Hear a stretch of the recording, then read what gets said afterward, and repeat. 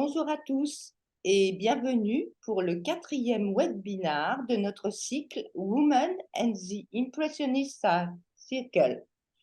Je suis Sophie Pietri, responsable des archives au Wittgenstein-Platner Institute France. C'est pour fêter le 150e anniversaire de la naissance de l'impressionnisme qu'a été conçue cette série de conférences Women et le cercle impressionniste, avec un objectif particulier, mettre en lumière des figures féminines et leur rôle dans le développement de ce mouvement artistique. Aujourd'hui, notre programme s'intéresse à Eva González, une artiste inscrite depuis 2022 au catalogue des parutions à venir du Wittgenstein-Platner Institute. Formée dans l'atelier de Charles Chaplin, un peintre mondain célèbre pour ses scènes de genre, Eva González rencontre vite un certain succès. Dès 1870, à l'âge de 23 ans, ses œuvres sont retenues par le jury du salon où elle expose 2 peintures, Le Clairon, La Passante et un portrait au pastel de sa sœur Jeanne. Pourtant, celle que le livret du salon présente comme élève de Chaplin, décide dès cette époque de se choisir un nouveau maître, Édouard Manet, dont les envois au salon, le buveur d'absinthe, le Christ aux anges, le torero mort ou Olympia, ont souvent déchaîné la critique, une critique tenant d'un art académique. Ce choix audacieux est d'ailleurs clairement revendiqué par la jeune femme.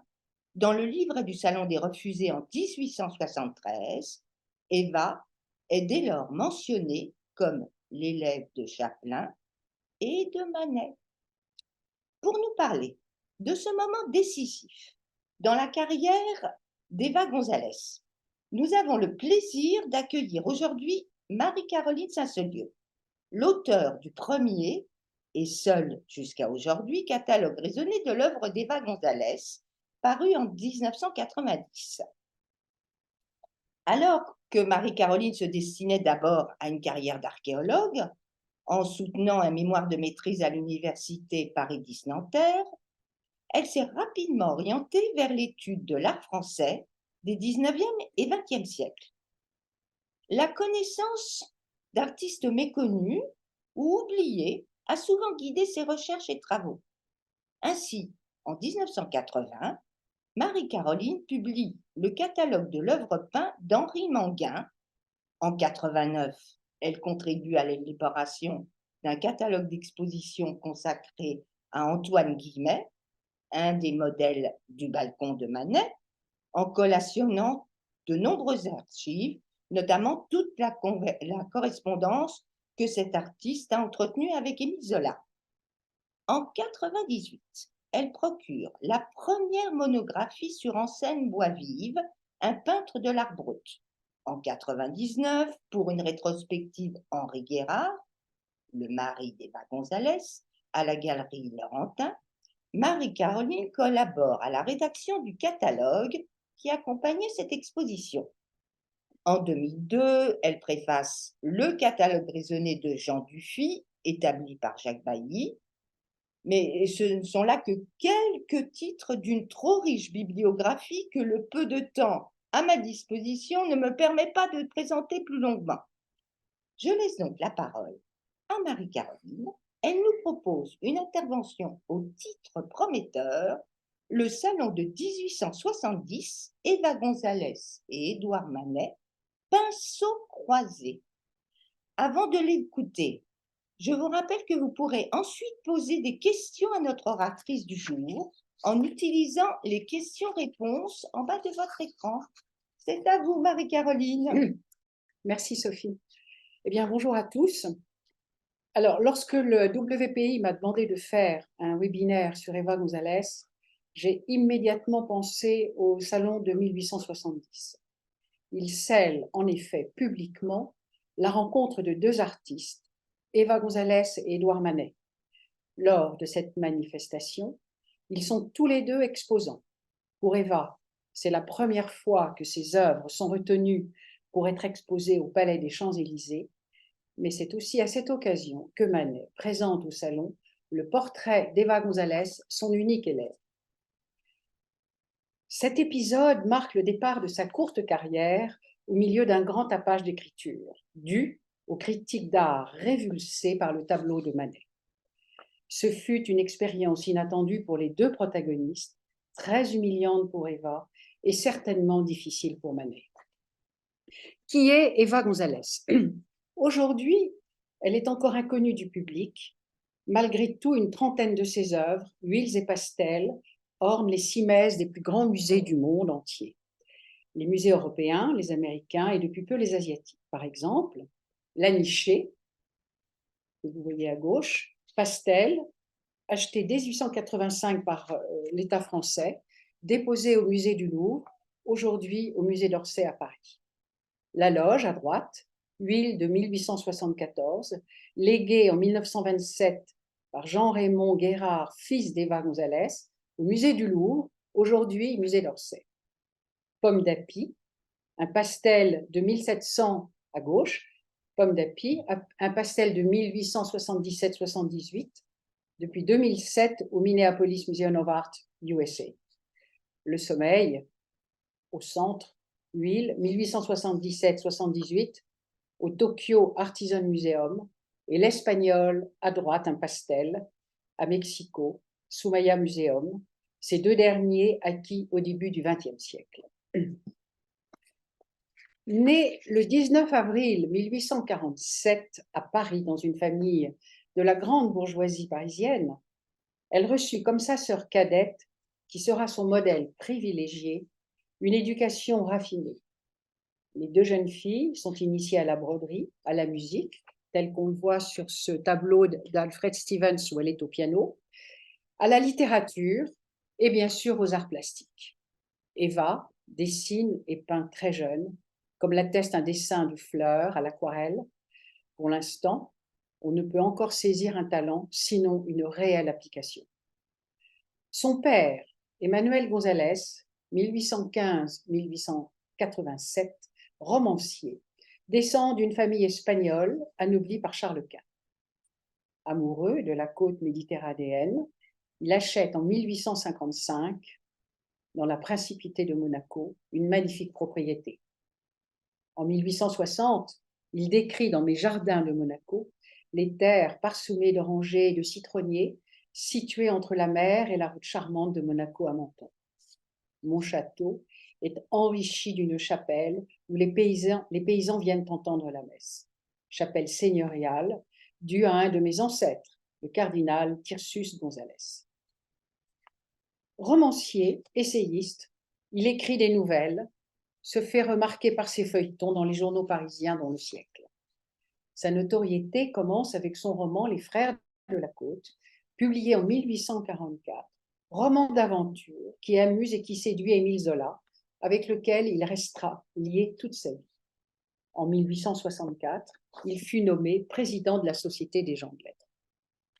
Sa mère, née Celina Ragu, 1823-1880, vous avez à gauche un pastel, un portrait au pastel par Eva de 1869-70. Celina Ragu est d'origine lyonnaise. Elle est musicienne de talent, telle que vous le voyez là. Enfin, elle est harpiste, telle que vous le voyez également à droite avec ce charmant tableau d'Eva González. Elle est donc harpiste, pianiste et cantatrice. Elle se produit dans les salons parisiens très mondains et très à la mode à cette époque. Les quotidiens, tels la Tribune dramatique du 13 novembre 1842, font part de ses succès et de sa voix pénétrante et mélodieuse. La maternité la fera abandonner sa carrière au profit de l'éducation de ses deux filles. Avec Emmanuel González, il forme un couple à la réputation généreuse, tourné vers les arts et la littérature. Grandissant dans un milieu intellectuel et ouvert aux arts, il est tout naturel qu'Eva dessine et s'exerce à la copie, ce que nous voyons dans un carnet de croquis animaliers, à l'encre, où nous constatons aussi la finesse des contours. Son toucher est délicat et appliqué. Une précision quasi chirurgicale et une élégance du trait y sont déjà perceptibles. En même temps, Eva montre aussi des dispositions pour lui, avec un profil de Jeanne à l'âge de 10 ans environ. Eva en avait alors 14 ou 15. Ce petit profil aunate que vous voyez à gauche montre la délicatesse et la légèreté du toucher dans une uniformité de couleurs, une sorte de camailleux de brun léger, foncé. Son parrain, Philippe Jourde, qui fut directeur du journal Le Siècle à partir de 1870, ainsi que le poète Théodore de Banville, tous les deux proches d'Emmanuel Gonzalez, furent les premiers à remarquer que son talent méritait d'être enrichi dans un atelier de peinture. C'est Philippe Jourde qui choisit pour sa filleule l'atelier de Charles Chaplin, 1825-1891, peintre académique, très apprécié pour ses représentations de la femme. L'impératrice Eugénie le fait travailler. Chaplin avait été chargé de décorer ses appartements aux Tuileries. Il exécute en 1864 8 panneaux et 4 dessus de porte sur verre pour le cabinet de l'impératrice. Toutes ces peintures ont disparu lors de l'incendie de 1871. À gauche, vous voyez, à l'écran, les ruines des Tuileries dans un tableau de 1874 d'Ernest Meissonnier. À l'Élysée, il travaille aussi au Salon de l'Hémicycle, que nous vous montrons grâce à une ancienne photo. À l'atelier de Charles Chaplin, l'enseignement y est donné par d'anciennes élèves, ce qui est la coutume. Le maître vient ponctuellement corriger, encourager et conseiller les élèves, ce qui n'est pas contraignant pour lui, car habitant un hôtel particulier 23 rue de Lisbonne à Paris, il avait installé son atelier au dernier étage et n'avait donc qu'à monter les escaliers pour faire son instruction. À l'écran, une description humoristique de l'atelier de Chaplin, qu'il est très chic de fréquenter à cause de ses accointances avec l'impératrice probablement. Je ne résiste pas de vous lire 2 ou 3 phrases parce que c'est vraiment rigolo. La jeune fille qui va à l'atelier de Chaplin fait de la peinture parce que c'est chic et que toutes ses amies en font. Va à l'atelier Chaplin parce que c'est chic d'aller à l'atelier Chaplin et que toutes ses amies y vont. A emporté à la campagne pour 300 francs de toile de couleur, s'est fait draper un atelier dans une pièce isolée du château où elle se passe son temps avec ses amies qui font toutes de la peinture. On bavarde, on prend du thé, on fume des cigarettes, on fait de tout excepté de la peinture. Rapportera cependant au maître une étude de poitrine Louis XV d'après une de ses amies dans laquelle il trouvera de grandes qualités. Je doute que Eva ait suivi ce genre de choses quand elle entre dans l'atelier de Chaplin, mais je trouve que c'est très amusant de voir tout de même l'ambiance de l'époque. Les tableaux de Chaplin triomphent par leur couleur douce, lumineuse, sans heurts chromatiques. Nous sommes là plus proches du XVIIIe siècle que dans la mouvance moderne de certains de ses contemporains. La femme ou la jeune fille y sont omniprésentes, le nu y est aussi enseigné. Le 3 janvier 1866, Eva Gonzalez, âgée de 19 ans, entre officiellement à l'atelier de Charles Chaplin, tel que nous l'indique son premier reçu. Le 16 janvier 1866, elle est également inscrite au Louvre, mais ne figure pas parmi les copistes École française et École flamande. Dans mon catalogue raisonné, édité en 1990 avec Jacques de Mons, nous proposons quelques œuvres parmi celles du début exécutées dans l'écriture de Chaplin. Je voudrais signaler dès maintenant qu'en 2022, Eva Gonzalez a eu la chance d'entrer au Wildenstein Plattner Institute, où le catalogue est augmenté et mis à jour. Les datations seront donc réétudiées, d'autant qu'au moment de l'édition papier, il y avait très peu de reproductions en couleur. Parmi les œuvres que nous vous proposons, voici de gauche à droite La Demoiselle, Le Chignon, La Soubrette. Nous reconnaissons dans ces huiles la douceur et l'application tranquille et joyeuse chaplinesque. Les sujets sont des scènes de genre familial ou domestique, et vous avez aussi une œuvre d'atelier exécutée d'après le modèle vivant, un nu de dos intitulé Le Chignon. Dans les 3 œuvres, une préciosité assumée préside à l'exécution. Elle renouvelle sa carte chez Chaplin le 1er janvier 1867. Ce ne sera que pour une courte durée, car Eva González quitte l'atelier de Chaplin le 5 mai 1867, tout en continuant à recevoir de temps à autre ses conseils. En mai 1867, Eva a tout juste 20 ans. Nous n'avons aucun écrit à ce jour qui pourrait nous expliquer la raison de ce départ en cours d'année. En réalité, sa motivation est secrète et ne s'explique pas par un mot, mais par un nom, un seul, celui d'Édouard Manet. À cet instant, Eva ne peut se confier à personne car elle aurait été incomprise. Elle ne connaissait Manet que par les descriptions lues dans les articles le concernant, ceux écrits lors du Salon des Refusés de 1863, puis ceux du Salon officiel de 1865.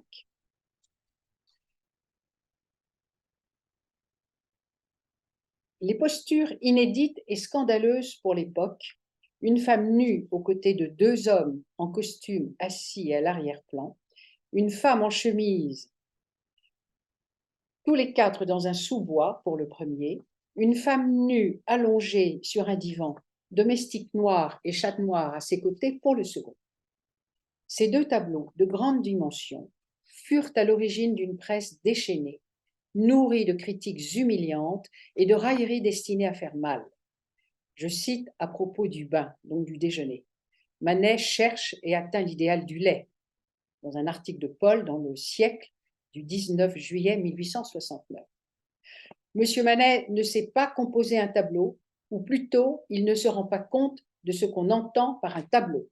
Article de Théodore Péloquet dans le journal de 1863, toujours à propos du déjeuner sur l'herbe. Et à propos d'Olympia, un article de Jules Clarissi dans l'article du 15 mai 1865, cet odalisque au ventre jaune, ignoble modèle ramassé je ne sais où et qui a la prétention de représenter Olympia. Avait-elle vu alors ces tableaux au salon de 1863 et 1865 ? Probablement non, car on n'emmenait pas les jeunes filles de 16 ou 18 ans admirer des tableaux de femmes nues dans des postures indécentes. Avait-elle lu les critiques ? Probablement oui, son père lisant certainement les quotidiens, les revues d'art, et ne l'oublions pas, en tant que président de la Société des gens de lettres, connaissait le monde des arts. Les tableaux de Manet étaient devenus un sujet. L'année 1867 annonce le début de la notoriété de Manet, mais une notoriété pourrie, nourrie de propos haineux en réponse à ses œuvres. Agacé par ces trompettes nauséabondes, celles de la presse écrite, Manet y répond par une exposition personnelle lors de l'exposition universelle de 1867. Il montre ses œuvres dans une structure en bois construite pour lui, installée avenue de l'Alma à Paris et payée avec l'aide de sa mère. 50 tableaux y sont visibles à partir du 24 mai 1867. Curieuse coïncidence, le 5 mai 1867, 3 semaines auparavant, Eva quittait officiellement l'atelier de Chaplin. Elle a juste 20 ans. Elle prend la liberté de visiter autant de fois qu'il lui plaira l'exposition de Manet avenue de l'Alma pour admirer, réfléchir, comprendre, s'exercer mentalement à cette nouvelle écriture artistique qui donnera jour à l'aventure impressionniste. En réalité, aucune preuve écrite ne nous prouve qu'Eva s'est rendue avenue de l'Alma. Mais un tableau peint en 1869 nous donne la réponse. Oui, elle s'est inspirée des œuvres exposées avenue de l'Alma. Oui, elle a adhéré à l'écriture picturale d'Édouard Manet. Manet expose une 50aine d'œuvres avec catalogue. Je cite les 5 premiers numéros. Numéro 1, le déjeuner sur l'herbe. Numéro 2, Olympia. Numéro 3, le chanteur espagnol. Numéro 4, l'enfant à l'épée. Numéro 5, l'homme mort, ou le torero mort. L'homme mort n'est que la partie inférieure d'un épisode d'un combat de taureau, exposé au salon de 1864 et découpé par Manet après ce salon.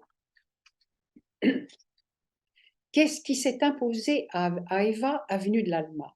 Le contraste, le vrai, le grand, celui qui jubile dans certaines œuvres de Manet à consonance espagnole. Je cite l'homme mort. Déclinaison en alternance de la couleur blanche et de la couleur noire, comme une épitaphe sur le corps du taureau allongé sur le sol. L'habit de lumière s'est mué en habit de deuil. Les zapatillas ou ballerines noires. Les bas blancs. La teleglia ou culotte de soie noire. La faggia ou ceinture blanche. La chaquetilla ou veste courte surchargée de broderie noire, laissant apercevoir la camisa ou chemise blanche. Le résultat est magistral. On peut supposer qu'à partir de ce moment, Eva González a rêvé de rencontrer Manet, connu pour être hors des cordes artistiques de son époque. Il fallait choisir son camp, rester ou avancer. Elle choisit Manet en exécutant une œuvre qui devait lui servir de sésame. Il fallait démontrer qu'elle était prête à lâcher les théorèmes académiques et à introduire le contraste dans la même intensité et sur une même surface. En 1868-69, elle exécute le T, huile sur toile, 94 par 60. Dans cette œuvre, l'école académique, celle de Charles Chaplin, et l'école moderne, celle d'Édouard Manet, se touchent et s'affrontent pour l'émergence d'une œuvre exceptionnelle, insolite, construite selon un raisonnement astucieux. Chaplin ne peut être vexé et Manet peut être séduit. Voyons d'abord l'école académique illustrée par une jeune fille de la bourgeoisie dans une attitude familière. Ici la lecture, tel ce tableau, intitulé La lettre par Chaplin, à droite. De même, à gauche, Jeanne est au centre du tableau, assise dans un fauteuil près d'une cheminée, yeux baissés, une tasse de thé à la main, le maintien parfait. Tout cela dans une harmonie de couleurs douces, de bon ton et de bon goût, comme il se doit pour un salon parisien. Remarquons la dentelle noire bordant le col et les poignets de la robe, la petite théière et la soucoupe en porcelaine décorée de motifs chinois posés sur un guéridon Napoléon III. Sur la cheminée, une enveloppe ouverte, petite habitude d'Eva pour y apposer parfois ses signatures. Remarquons encore le bouquet de quelques roses dans un vase de cuivre et de cristal. Enfin, l'assiette à motif chinois octogonal derrière. En bas, un chenet en cuivre au reflet doré. Tous ces jolis détails pour décrire une scène de genre chaplinesque. Si l'on coupe le tableau par une diagonale allant du haut droit au bas gauche, le côté Chaplin est à gauche. Le côté droit est réservé à Manet. Chaque école a donc une moitié. Côté Manet maintenant. La couleur noire occupe les 3/4 du triangle formé par cette diagonale. L'ample robe s'étale généreusement, ne laissant qu'un petit cinquième de la surface au châle rouge posé derrière le modèle sur la coudoir du fauteuil. Le noir, utilisé pour la robe, couleur vénérée de Manet, vibre et s'impose à nos yeux sans partage. Nous le constatons aussi dans les tableaux exposés avenue de l'Alma. Le chanteur espagnol, l'acteur tragique, Victorine Meurant en costume d'espada et jeune homme en costume de Majou. Dans ces œuvres triomphe la couleur noire par le biais des tissus, matière souple qui ondule ou qui se plie au gré du souffle. Chez Eva, le noir est lisse, apparemment sans reflet, dans une lourde amplitude. Le noir est posé dans sa pureté. Il est immense, il est maître. La couleur rouge du châle ne s'enflamme pas, car contrariée par de gros plis marqués de surpiqûres, mais elle signe le contraste et les couleurs indispensables à celui-ci. Chez Eva, le noir est roi, le rouge est valet. Tout comme chez Manet, dans L'homme mort avec ses oppositions de noir et de blanc, le noir est roi, le blanc marqué de reflets grisés est valet. Dans ces deux œuvres, même tempo, jeu de pinceau identique pour une éclatante victoire du contraste sur le fond neutre, sur un fond neutre. Encore un mot sur le thé. Son éclairage vient de la gauche, éclairage sourd qui met en valeur la carnation du visage de Jeanne, le marbre blanc de la cheminée, l'accoudoir et le dos du fauteuil, mais pas la robe, à aucun endroit. Le thé a été peint en 1868 ou au début de 1869, au plus tard, car il fut exposé en 1869 à Londres. Nous ne connaissons pas la date exacte, mais cette information est connue par le catalogue de la rétrospective après décès d'Eva González, organisé par la famille en 1885, donc incontestable. Mais il est également possible qu'elle termine ce tableau dans l'atelier de Manet, car il y rentre en février 1869, présenté par Alfred Stevens, artiste peintre et ami des deux familles. Elle sera d'ailleurs la seule élève du peintre. Cette même année où elle expose à Londres le thé, tableau jugé sans doute assez réussi pour être soumis à la critique hors des frontières. Fière de cette première victoire, elle l'a probablement montré à celui que la jeune artiste s'est choisi comme maître. À un moment donné, Manet a vu ce tableau. Comme nous l'apprend une lettre de l'été 1868 d'Édouard Manet à Madame González, la mère d'Eva, l'artiste souhaite faire un portrait de la jeune fille. Voici ce qu'il écrit. Si Mademoiselle González et vous êtes toujours dans les mêmes dispositions, je serai bien aise de commencer le portrait dimanche à l'heure qui vous conviendra. Pour plus de commodité, je le ferai chez moi, rue de Saint-Pétersbourg 49.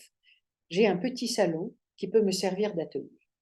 Si vous le permettez, j'irai chercher dimanche matin la toilette de Mademoiselle González. Une correspondance de Berthe Morisot nous confirme l'été 1869. Eva et Berthe se connaissent, se rencontrent, se croisent chez Manet, qui fait plusieurs portraits de Berthe, dont l'un d'entre eux à l'écran. Mais elles ne s'aiment pas. Le 13 août 1869, Berthe écrit à sa sœur Edmond. Manet me fait de la morale et m'offre cette éternelle Mademoiselle González comme modèle. Elle a de la tenue, elle a de la persévérance, elle sait mener une chose à bien, tandis que moi, je ne suis capable de rien. En attendant, il recommence son portrait pour la 25e fois. Elle pose tous les jours et le soir, sa tête est lavée au savon noir. Voilà qui est encourageant pour demander de poser. L'exposition Discover Manet and Eva González, de National Gallery Londres, 21 octobre 22, 15 janvier 23, nous montre les différents états de la tête d'Eva analysés au rayon X et à la lumière rasante. Je crois que tout le monde peut constater en effet la difficulté d'accrocher la figure d'Eva González sur une toile. Voilà. En réalité, j'improvise là et je dis ceci. La beauté de Berthe Morisot c'était une fille qui, pour moi, avait un visage absolument ravissant et qui se prêtait mieux à la peinture. Le visage d'Eva González est un visage sculpté, comme on peut voir, qui, à mon avis, a dû être très, très, très difficile à rendre à la peinture. Elle a un nez bourbondien, un menton volontaire, des yeux avec des orbites, elle ressemble à son père, elle a des yeux très, très enfoncés. Il est sûr que ce dut être difficile, d'ailleurs, ce fut raté. Voilà. Entre le 10 et le 28 septembre 1869, Berthe Morisot écrit à sa sœur Edma, lui racontant une soirée passée chez Manet. Il était d'une gaieté folle. Il débitait sans extravagance, plus drôles les unes que les autres. Pour le quart d'heure, toutes ses admirations sont concentrées sur mademoiselle Gonzalez, mais son portrait n'avance toujours pas. Il me dit être à la 40e séance et la tête est de nouveau effacée. Il est le premier à en. Manet fait donc poser Eva pour un grand portrait 191 par 133 cm. Le tableau appartient à la National Gallery de Londres, qui sera accepté par le jury pour être exposé au salon officiel de mai 1870. Il n'utilisera pas de contraste formel tel que nous l'avons vu, mais la composition de son portrait se rapproche étrangement du thé. Et voilà les pinceaux croisés. Eva est modèle et en même temps une artiste qui inspire, sans le vouloir, l'agencement de son portrait. Avec ce portrait, Manet rend hommage à Eva Gonzalez. Il lui confirme qu'elle est bienvenue dans son atelier. Comparons le thé de Jeanne Pose et le portrait d'Eva Gonzalez par Manet. Toutes les deux sont assises de profil et occupent le centre de la toile. Profil fuyant vers la droite pour le visage de Jeanne, visage d'Eva se tournant vers le spectateur. Bras droit de Jeanne replié et main droite tenant la tasse. Bras droit tendu, bras droit d'Eva tendu, un pinceau à la main. Bras gauche de Jeanne détendu, posé sur les genoux. Bras gauche d'Eva plié, tenant la palette.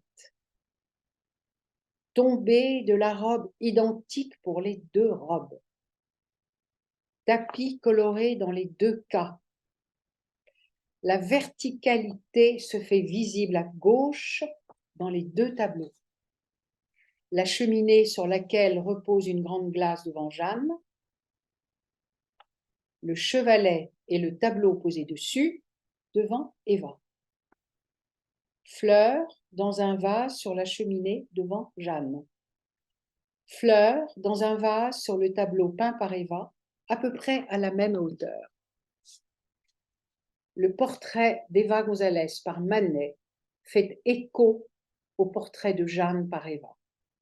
Hommage de Manet à Eva, pinceau croisé.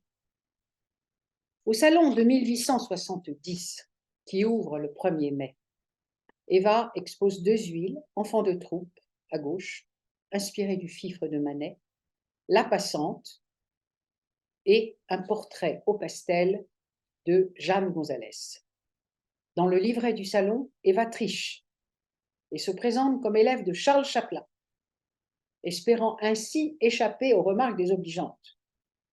Secret de Polichinelle, car en exposant l'enfant de troupe d'après Manet, elle désigne son nouveau maître. Je ne peux dire grand-chose au sujet de La passante, le tableau n'étant connu que par une photographie en noir et blanc venant des archives de la famille. Il semble tout de même du côté de Manet. En revanche, le portrait de Jeanne montre sa dextérité au pastel dans les couleurs diaphanes qu'aimait beaucoup Chaplin. Emmanuel Gonzalez reçut quelques lettres élogieuses de certains de ses confrères, hommes de lettres au sujet des tableaux exposés par sa fille. Mais je cite l'article du critique d'art Castagnari, qui, après avoir été simplement descriptif, donne ses conseils. Que reprocherait-on à ce petit homme d'être insuffisamment construit? Son bras gauche est mal attaché. Ses mains ne sont pas fermement indiquées, mais ce sont là des insuffisances de dessin que le travail et l'âge corrigent. Ce qui est le plus pressé pour mademoiselle Gonzalez, c'est qu'elle laisse à monsieur Manet ses défauts. Elle fait un peu noir et incline comme cet artiste à supprimer les demi-teintes. C'est là une pente périlleuse en bas de laquelle il n'y a non pas la pratique sincère de l'art, mais une manière. Pour y couper court, la première recette, ce serait de supprimer les fonds et de peindre au grand air sous la belle et vraie lumière du jour. Rien de plus normal pour une première exposition au salon. En revanche, Manet s'est fait étriller, ce qui ne sera pas sans conséquence pour sa jeune élève. Je cite uniquement Victor Fournel dans la Gazette de France du 8 juin 70. Et j'admire comme un vrai phénomène le courage de mademoiselle Eva Gonzalez, qui a osé affronter les redoutables pinceaux du jeune maître, des mains duquel elle est sortie avec une physionomie de poupée de plâtre, aux yeux hébétés et au nez en bec de perroquet, avec des bras en bois et des jambes d'1 mètre de long. Hélas, il y eut des dizaines d'articles du même genre. En 1870, Eva Gonzalez avait 22 ans. Elle souffrit de cette Val indigne. Saluée pour son élégance prestance dans les soirées mondaines, je pense à l'opéra, elle renonça aux rencontres artistiques et aux échanges extérieurs. Mais talentueuse et courageuse, elle n'en voulut pas à Manet et continua à travailler dans son atelier. Elle exposa au salon de 1872 ce ravissant tableau, L'Indolence, tableau qui a été très apprécié par Émile Zola. Elle fut refusée au salon de 1873, ainsi qu'au salon de 1874 où elle avait présenté La Loge, qui est à l'écran. Mais elle fut admise en section dessin pour la nicher que vous avez vu au début de la conférence, en tant qu'élève de Chapelain et de Manet. Puis elle exposa régulièrement jusqu'en 1883. Par fidélité à Manet, elle ne voulut pas non plus en 1874 rejoindre les jeunes artistes de son époque, tels Monet, Berthe Morisot, Renoir, Degas, Pissarro, qui ont organisé la première exposition impressionniste et dont le 150e anniversaire est actuellement célébré au musée d'Orsay.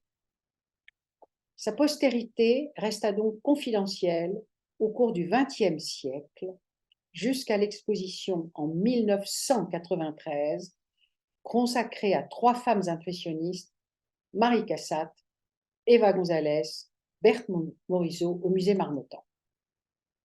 New York, sous la plume de Soren Mélikian, célébrait le 16 octobre 1993 dans l'International Herald Tribune la nouvelle artiste impressionniste immensément douée. Je dois dire qu'à l'époque, cet article m'avait infiniment fait plaisir et m'avait ému. Elle figurera au début du XXe siècle dans les expositions consacrées aux femmes impressionnistes, notamment à Bilbao, Francfort, Londres, Dublin, Copenhague, Dublin, au Japon, j'en oublie, aux États-Unis, etc.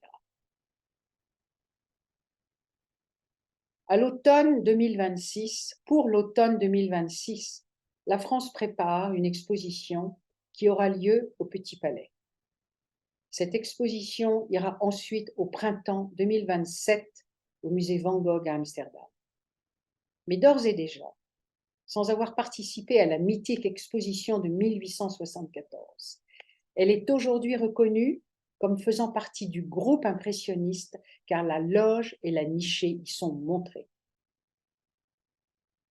Donc là, je passe sa vie.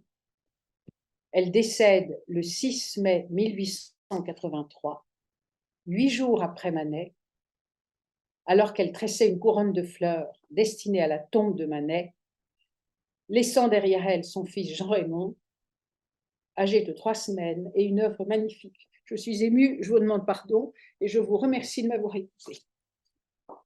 Merci infiniment, Marie-Caroline.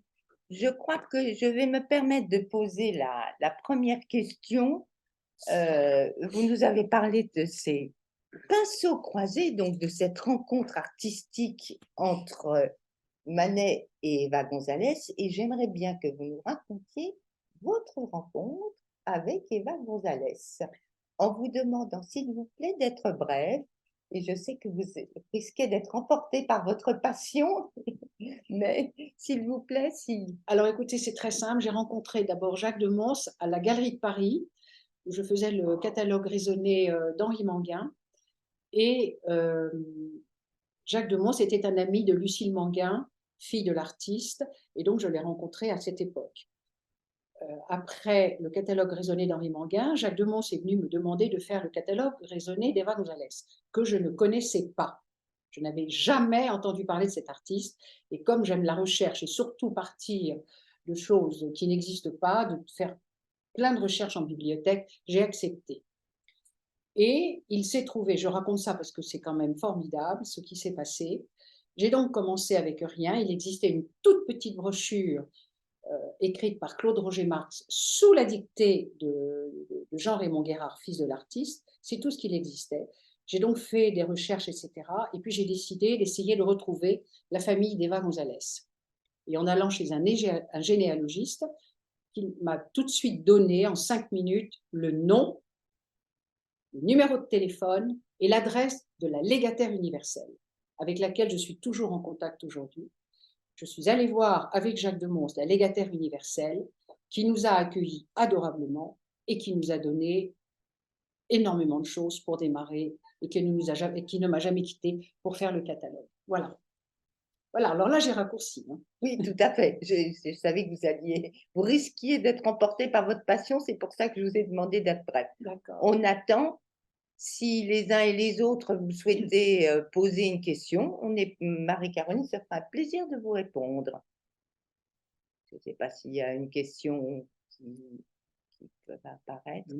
Est-ce que vous pensez, qu'est-ce que vous pensez que le nouveau catalogue raisonné, le digital catalogue de l'œuvre peint et des pastels d'Eva González peut apporter par rapport à votre précédente publication? Eh bien, écoutez, énormément de choses parce que je crois qu'il y a quand même un certain nombre d'années qui se sont passées. J'ai donc énormément réfléchi, premièrement. Deuxièmement, je connais maintenant les tableaux en couleur parce qu'il y en a beaucoup qui sont dans les musées. On a beaucoup de tableaux qui sont passés en vente avec les catalogues en couleur. Donc, nous allons d'ailleurs avec Sophie, avec vous Sophie, nous allons pouvoir faire, et Julie, pouvoir faire un travail extrêmement précis pour la datation des tableaux. Ça, c'est la première chose. Et puis par ailleurs, il y a beaucoup de tableaux qui m'ont été, enfin, que l'on m'a apportés et qui sont des tableaux authentiques, qui ne sont pas dans le catalogue raisonné et que nous allons réinclure. Donc, dans quelques temps, le catalogue raisonné fait par le Wildenstein Platner Institute sera complet et sera plus juste et sera plus documenté. Non, c'est formidable, hein, c'est absolument formidable pour l'œuvre d'Eva González d'être entrée au Wildenstein Platner Institute. Voilà. Et il y a à peu près combien de nouvelles découvertes par rapport au catalogue de 1990? Alors moi, j'ai une trentaine de numéros supplémentaires, déjà. Le catalogue raisonné fait 115 numéros, je crois, 120, je ne sais plus.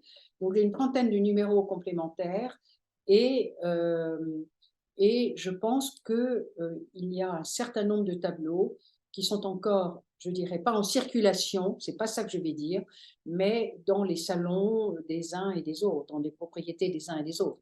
En fait, les signatures d'Eva González sont très fines, placées à des endroits parfois complètement insolites, dans comment je dirais, dans le parquet, dans une enveloppe, enfin des choses totalement rigolotes. Et donc, je pense que les gens ne savent pas ce qu'ils ont. Et je pense que l'exposition de 2026, qui va être annoncée, préparée, etc., j'espère, va faire sortir et va faire émerger de nouvelles œuvres. Voilà. Alors, voici une question. L'artiste a-t-elle beaucoup exposé dans des salons du même type après celui dont vous avez parlé? Alors écoutez, non, comme vous avez pu l'entendre, elle est décédée en 1883. Entre-temps, sa sœur Jeanne, qui est morte en 1924, s'est quand même occupée de prêter quelques œuvres de ci, de là, mais très peu de choses, très, très, très peu de choses, 2 ou 3 fois seulement. En revanche, il y a eu des expositions, quelques expositions qui ont été faites par des galeries. Galerie Bernheim, Galerie Dabert, voilà. Donc il y a eu une série d'expositions, la Principauté de Monaco aussi, qui a fait une très bonne exposition sur Eva González. D'ailleurs, le buste d'Emmanuel González figure dans un jardin à Monaco. Il fut inauguré par, je crois, le prince Régnier III de Monaco.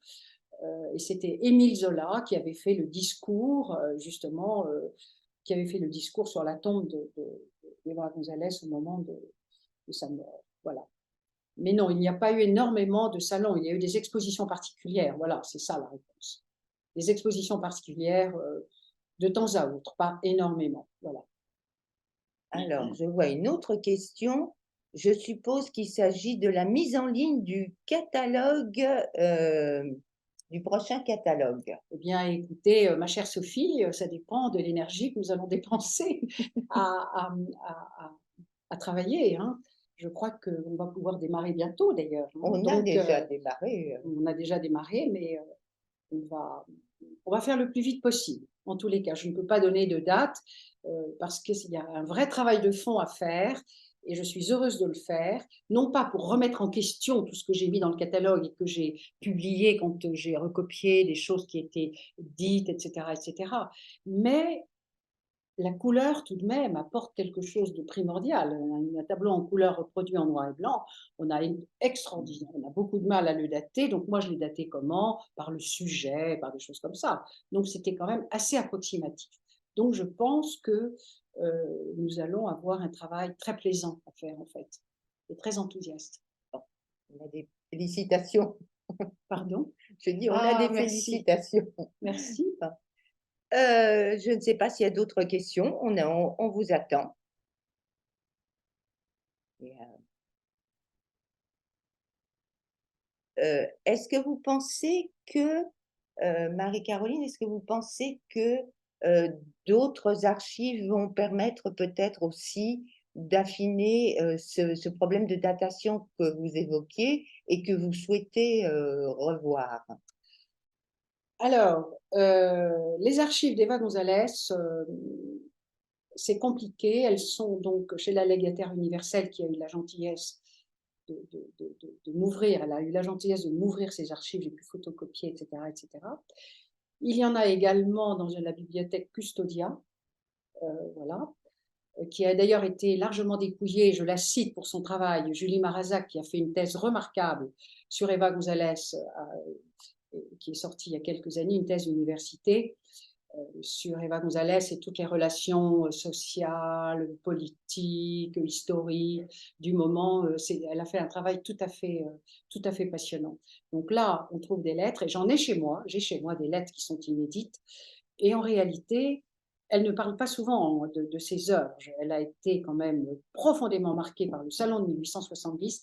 Voilà quelque chose qui sera à développer de toute façon dans les prochaines études sur Eva González, c'est de voir psychologiquement à quel point elle a été brûlée sur le plan moral à la suite de cette histoire. Cette débauche impressionnante d'articles vraiment d'une virulence sans aucune retenue, sans aucune retenue. Et donc, je ne suis pas sûre qu'on trouve toute la correspondance en plus d'Eva à Manet n'existe pas, la chère Sophie. Hein. Elle a disparu. Elle a dû lui envoyer des lettres, etc. Qu'est-ce que nous avons comme correspondance? C'est celles qui ont été conservées par la famille González, les lettres, etc. Mais sinon, en retour, nous, on n'a pas grand-chose. On n'a quasiment rien. Donc, il y a peut-être quelque part des archives qui ont été... J'espère surtout que l'exposition du Petit Palais va faire suffisamment de bruit en France pour que quelqu'un, parce que je pense à quelque chose évidemment que je ne vais pas dire devant tout le monde, je pense qu'il y a quelqu'un en France qui a pas mal de choses. J'espère que cette personne va entendre. Je ne la connais pas, mais j'espère qu'elle va entendre. Voilà. Voilà où nous en sommes aujourd'hui. Alors, autre question, on vous demande combien d'œuvres compte le corpus, Complet. complet? Écoutez, j'estime aujourd'hui à moins de 200. Voilà. Elle a peint pendant officiellement de 70 à 83, et encore 83, elle était enceinte. Elle a accouché en avril. Elle n'a pas beaucoup peint en 83. Elle a peut-être terminé quelque chose en 83, le fameux pastel, la modiste, qui est exposé en 83. Il était terminé, était-il juste terminé là? Mais elle a dû commencer très tôt. Elle a peint très tôt, et ça, ce sont des œuvres de jeunesse qu'on va peut-être retrouver, etc. Écoutez, 200, ça me semble un chiffre raisonnable. Alors, une question dans l'air du temps. Comment trouvez-vous que l'étude des femmes impressionnistes a évolué depuis la publication du premier catalogue d'Eva González? Quels sont les grands enjeux et les chantiers à venir? Alors écoutez, moi je vois les choses, on a beaucoup écrit sur l'école impressionniste, et moi je suis tentée, personnellement, je ne sais pas les autres historiens, conservateurs qui sont tous, très calés et qui ont des connaissances très profondes. Moi, j'aurais bien aimé écrire l'ambiance, vous voyez? L'ambiance, on quitte l'école académique, on fait quelques pas avec Corot dans la clairière, et on se retrouve en pleine lumière, avec Manet qui cogne, et avec Monet qui nous fait un soleil levant magistral. J'aurais aimé, moi, si j'avais, je ne suis pas sûre que j'ai le temps, j'en sais rien, mais c'est ça que j'aimerais, c'est d'avoir, si vous voulez, une vision un peu plus au-dessus, et non un peu plus vivante, de conversations qu'ils ont pu avoir, de leurs pique-niques, de leur échange de toiles, de leurs remarques, de leurs disputes, de la vie. Et donc, l'étude qui a été faite aujourd'hui, elle est surtout basée sur l'étude des couleurs, etc. Moi, j'ai envie de m'élever un peu et de voir comment tout le monde vit. Enfin, voilà ce que je pense. Je vous dis ce que je pense. Mais cela dit, les grands enjeux, les chantiers à venir, les grands enjeux, je crois qu'on a déjà tellement parlé, tellement dit. On est toujours content de voir les tableaux des impressionnistes. On ne s'ennuie pas. On ne s'ennuie pas à avoir une belle exposition impressionniste. Mais je me demande, moi, si je ne ferais pas converser les tableaux, si je n'inventerais pas des conversations impressionnistes pour réanimer un peu la flamme. Pas la flamme, mais entrer un peu. Ils ont eu des existences dorées, on peut dire. Ils ont beaucoup souffert, et après ça, ils nous ont apporté quelque chose de magnifique. Eh bien, ce serait agréable de voir, De croiser de nouveau de les croiser, et pinceaux. ben voilà, de croiser les pinceaux et de croiser les conversations. Alors, une autre question sur l'existence d'une production de dessins, hormis les dessins que vous nous avez montrés, qui sont plus des dessins de jeunes écolières débutantes et qui peut-être n'a pas l'idée encore de entrer dans la carrière. Bien, nous n'en avons pas beaucoup, hein. Je dois vous dire que par ailleurs, elle était un peu paresseuse. Elle était prime sautière, Eva González, elle aimait beaucoup rigoler, justement. Ses lettres, les lettres avec son mari, qu'a publié notamment Julie Marazac, que je citais tout à l'heure, euh, sont drôles. Ce sont des gens qui sont drôles. Ce sont des gens qui peignent, mais ce sont des gens qui sont drôles et qui aiment la vie. Et donc, je pense que ne travaillant pas beaucoup, je ne suis pas sûre, elle n'avait pas son carnet de dessin avec elle. Elle s'occupait davantage de son chien, d'ailleurs, et d'aller courir après un ballon.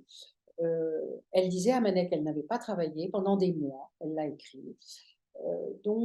Voilà, donc on n'a pas beaucoup de dessins. Et quant aux pastels, ils sont tous, il n'y en a pas un seul qui ne soit pas extraordinaire. Elle a un toucher, un mouvement, une légèreté, une intelligence, je dois dire. Elle fait des pastels absolument somptueux. Voilà, somptueux. Alors il y en a, il y a ceux du catalogue, franchement, je ne les ai pas comptés, mais il y en a très peu, il n'y en a pas énormément. Malheureusement, sa production, c'est dommage, c'est dommage. C'est arrêté très brutalement, elle est morte tragiquement, donc, comme j'ai dit tout à l'heure, jeune accouchée sur son lit, en faisant une embolie pulmonaire et en faisant cette tresse pour Manet. les pastels ont dû être quand même relativement et assez longuement travaillés, tout en ne revenant pas dessus, puisque le pastel, une fois qu'il est posé, il est posé. Donc, voilà ce que je peux dire. Je voulais vous poser aussi une question. Vous avez parlé des rapports entre mari et femme, entre Henri Guérard, qui a été à peine évoqué, et en disant qu'ils étaient tous les deux primes-sautiers. Mmh. Est-ce que vous pouvez nous évoquer rapidement la figure d'Henri Guérard? Alors Henri Guérard est un original. Il a comme premier copain un singe dans son atelier, comme deuxième copain un chien, comme troisième ami, il fait une collection de lanternes, et en plus de ça, il a un succès absolument, un talent considérable en gravure. Il fut d'ailleurs le graveur de Manet, et je dis d'ailleurs, je fais une petite parenthèse que je trouve assez amusante, c'est que Manet aimait beaucoup Berthe et Eva. Pas de la même manière, pas de la même manière. J'ai une question à ce sujet. Est-ce qu'Eva était amoureuse de Manet? Alors écoutez, je pense, c'est difficile, je pense qu'elle a dû être amoureuse de Manet parce qu'il avait un succès fou, il avait un regard très profond, très intelligent, c'était un bel homme, c'était un bel homme, il aimait les femmes, ça c'est sûr. Alors, a-t-elle été amoureuse? Probablement, c'est la raison pour laquelle d'ailleurs elle s'est mariée que en 1879 en épousant le graveur qu'elle connaissait bien depuis 1874, puisqu'elle a fait son portrait dans la loge. Il était là, enfin, dans la loge, c'est Henri Guérard qui pose. Donc elle connaît Guérard depuis 73-74 et elle se marie en 79. Donc elle a longuement réfléchi.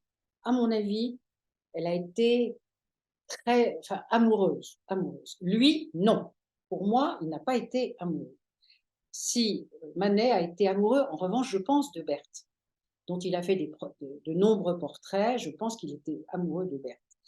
Voilà, voilà, je réponds à cette question. Mais ce que je trouve rigolo, c'est qu'il était attaché aux deux femmes qui avaient toutes les deux du talent, qui étaient différentes dans leur façon de parler, leur façon de vivre. Voilà, Berthe et Eva, conversation entre Berthe et Eva, ce serait quand même follement rigolo de faire ça, d'imaginer ce genre de choses, et très différentes.